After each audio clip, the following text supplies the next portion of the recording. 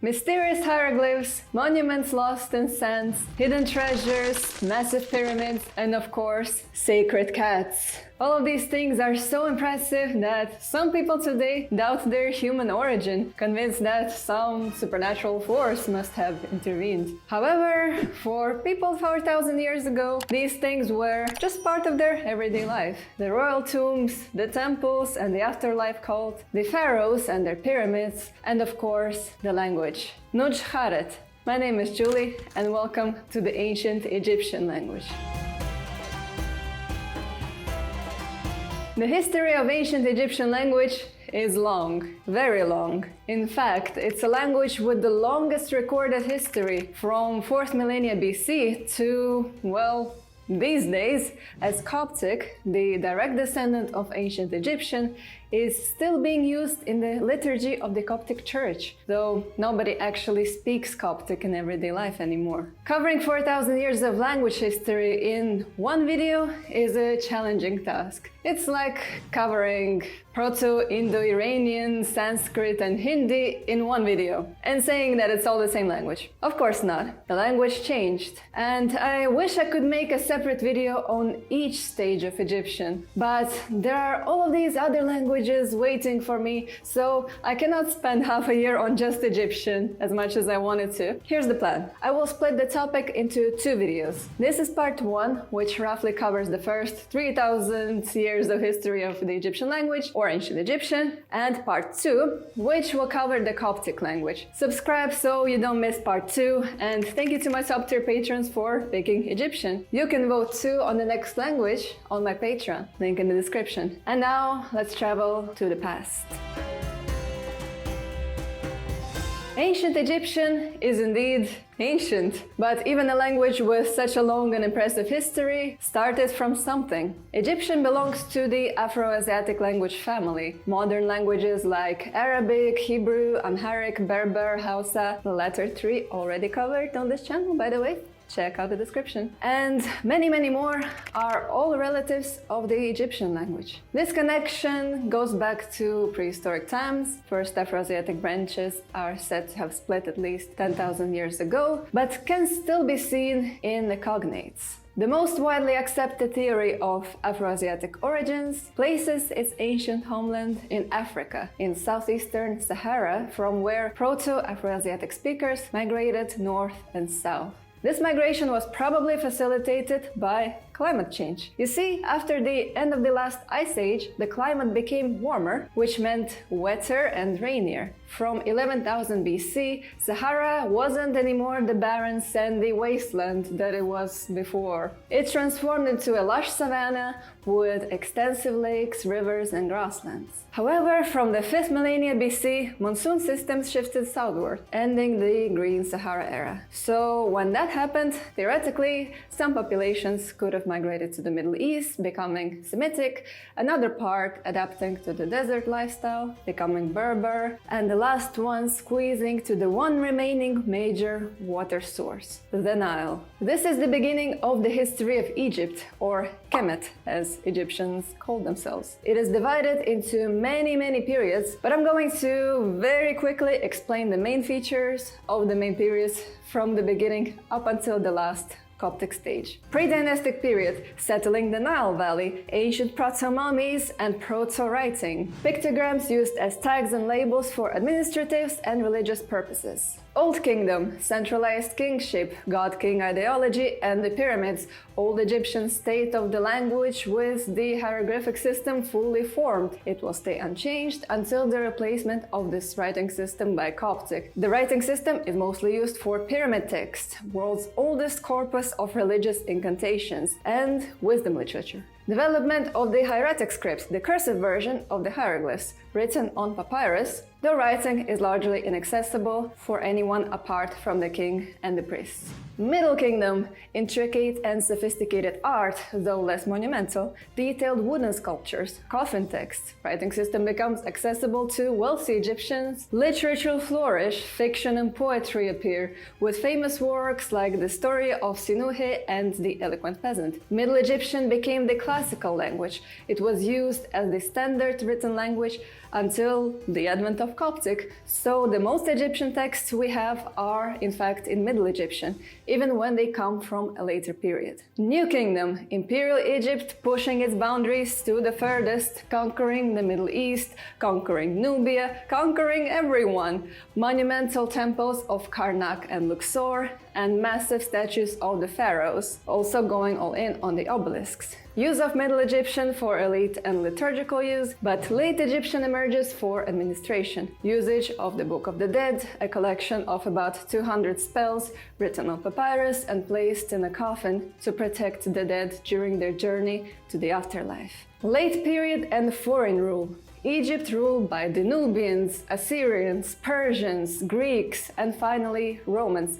Demotic script, an even more cursive version of Egyptian, used mainly for administration, contracts, and commerce, though eventually foreign languages replace it for administration. Middle Egyptian persists for temple inscriptions. Pyramids in Sudan, Rosetta Stone, and Cleopatra. With the gradual adoption of Christianity, Coptic script replaced both hieroglyphic and demotic scripts. The last known hieroglyphic inscription is carved in 394 AD. Of course, language change does not neatly correspond to the changes of the historical periods. Old Egyptian is considered to be quite close to Middle Egyptian, which is itself much more different from Late Egyptian. But these norms still don't represent how people were speaking, as they were used in quite formal and regularized contexts. The Middle Egyptian of the late period is also kind of a construct based on Middle Egyptian, but with elements of older and newer forms, sometimes called by researchers Égyptien de tradition, a language the Egyptians during that time thought represented the old traditions. These traditions place language in the center of the Egyptian cult. Language is not just a tool for communication. No, language and words possess power by themselves. Knowing someone's secret name, as Egyptians often possessed many names, could give you control over them. Calling someone by their name could make them present. Egyptians knew that they should not pronounce the name of Sekhmet, the goddess of war and destruction, carelessly so as to not attract her unwanted attention. Saying the name of a deceased person ensures that they keep existing in the afterlife. When in the Middle Kingdom wealthy Egyptians got access to the funeral enchantments, in their mind they got access to the afterlife itself, to the eternal life, which was previously reserved for the king only, and which was facilitated by words. Another surprising finding from the ancient Egyptian coffin text was this mysterious inscription, which reads as NordVPN. In fact, researchers found out that ancient Egyptians made use of NordVPN magic power to protect their personal data, which ensured that malicious creatures couldn't use it in their ill intent. It also provided safe passage to the afterlife, where they could watch content produced from anywhere in the world. Finally, thanks to NordVPN, they could always contact their family and friends back in the living world, no matter the restrictions imposed by the pharaoh. Thanks to this groundbreaking discovery, the ancient power of NordVPN is now available to you. And I'm bringing you a special deal. Head to nordvpn.com/Duolingo to get 4 extra months with the purchase of a 2-year plan. The world is becoming a more closed off and restricted space, unfortunately, so this power is needed now more than ever. It's nordvpn.com/Duolingo, the link is in the description, for the freedom and protection in this world and the next.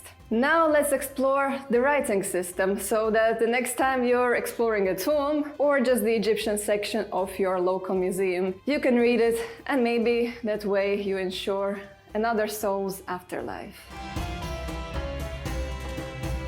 When first discovered by the Europeans in the 19th century, Egyptian hieroglyphs were considered magical symbols, not a writing system per se, probably because of just how visually elaborate all these carved stone walls looked. However, that view was completely reversed when the Rosetta Stone was found. It contains the same text in 3 versions: in Greek, in Egyptian hieroglyphs, and in Demotic.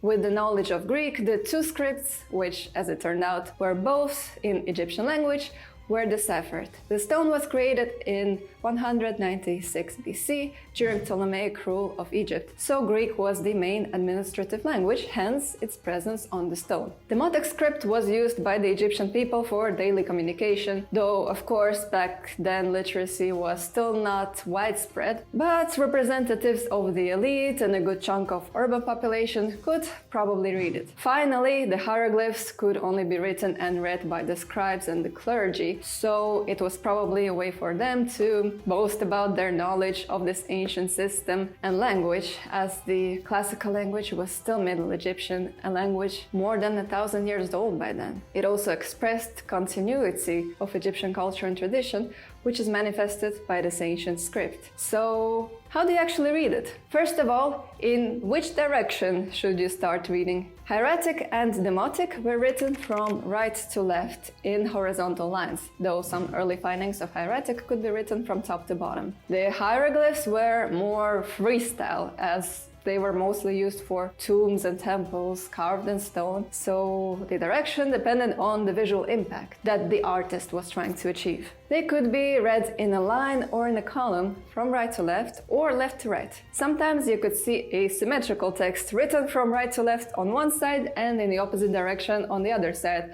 because it just looks beautiful. Pursuit of beauty was probably the reason why the hieroglyphs didn't change much throughout their history. It was not only a writing system, but also a visual language, a form of traditional Egyptian art. In order to determine the direction of writing, you should see where the human or the animal characters are looking. Find a bird, see where it's looking. If the bird is looking to the right, then read from right to left, and vice versa. There are over 1,000 hieroglyphs existing. The classic list of widespread Middle Kingdom hieroglyphs includes 763 signs. Throughout later periods, new hieroglyphs kept appearing. The Unicode includes 1,071 signs, but in reality even more exist. The most widespread type of hieroglyphs are logograms, or signs that convey meaning. This is a hieroglyph for sun.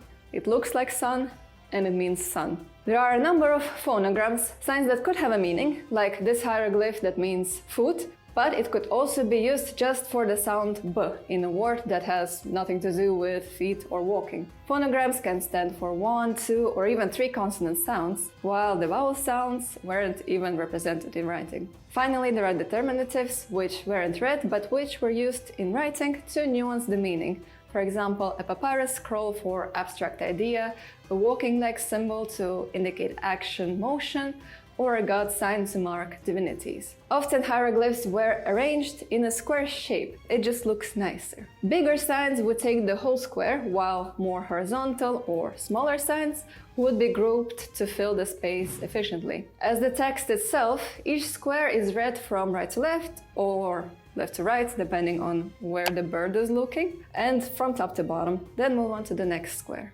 Hieratic and demotic were cursive scripts, intended to be written quickly with ink, so no artistic block arrangement there or no spending hours of painting out the bird's face. The shapes were becoming more and more abstract. Just look what the bird has become in demotic. Can you even say that it used to be a bird once? Sometimes signs were combined into ligatures for faster writing. Even though the 3 types of signs, logograms, phonograms, and determinatives, were still used in both scripts, the number and importance of phonograms grew in demotic, so more signs were used just for the sound, especially when transcribing foreign words. Ancient Egyptian phonology is somewhat representative of the Afroasiatic languages. They had a high diversity of consonants, especially fricatives like h, r, h, and r. We observe sound change from Middle to Late Demotic Egyptian. For example, distinction between voiced and voiceless consonant disappeared, everything became voiceless. We understand it because sound symbols for, let's say, b and p started to get used interchangeably. Another common feature with other Afroasiatic languages, Egyptians didn't really like vowels. In Middle Egyptians, there were 3 long vowels that were represented in writing, a, i, u. The latter 2 were actually semi-vowels vowels, also used for the sounds y and wa. So that's the same as in Arabic, for instance. The sounds of other vowels is unclear. Some can be reconstructed from Coptic, which did write the vowels. Some could be deducted from Egyptian loanwords in foreign languages written in writing systems that did include vowels. Most of the time, though, when you listen to the videos on how the ancient Egyptian language sounded, the vowel sounds will correspond to what we kind of agreed to call them among Egyptologists and linguists, a tradition of reading ancient Egyptian words, which is in reality quite arbitrary. If you're still watching here, like the video, help spread the power of education, so that ultimately I could make more language videos for you. Now that you can read ancient Egyptian, even though you can only read the consonants, how can you understand what you just read? In Egyptian grammar, there are still features that link it to its Afroasiatic relatives. Most of its vocabulary is built around roots composed of several consonants, 2 or 3, sometimes 4 or 5. Suffix t was a marker of the feminine gender, which again can be found throughout the Afroasiatic languages. There were 2 genders, masculine and feminine, and 3 numbers, singular, dual, and plural. In earlier Egyptian, that is Old and Middle Egyptian, gender and number were marked with suffixes. In later Egyptian, that is Late Egyptian and Demotic, these suffixes actually disappeared and articles appeared, which were not used beforehand. Same happened with possession. Instead of possessive suffixes in earlier Egyptian, in later Egyptian, possessive adjectives were used. Verb forms were going through changes too. Full verb inflection in earlier Egyptian with ending markings for person and number gradually shifted to something called clause conjugation, where the infinitive of a verb was combined with the inflected form of the verb to do. Similar kinds of changes to what happened from Latin to Italian, don't you find? Finally, word order used to be VSO in earlier Egyptian, but became SVO in later Egyptian. Of course, Old and Middle Egyptian were written in highly codified languages because of the official and ceremonial context in which they were used. We don't really know to which extent they corresponded to the spoken language. The same can be said about Late Egyptian and Demotic, though because these were used by more people in more different contexts, we can assume the language was somewhat closer to the spoken speech,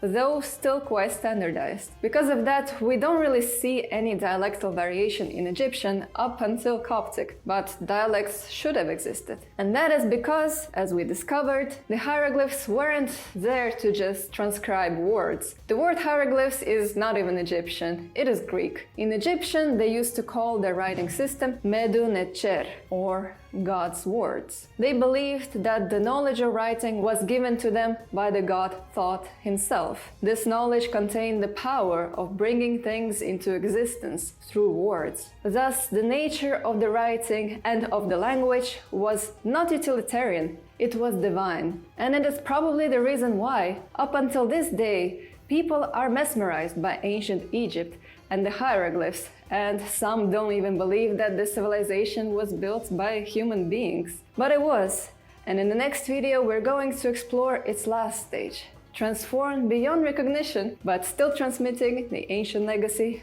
of the ancient Egyptian language. Thank you so much for watching, and see you in our next exploration.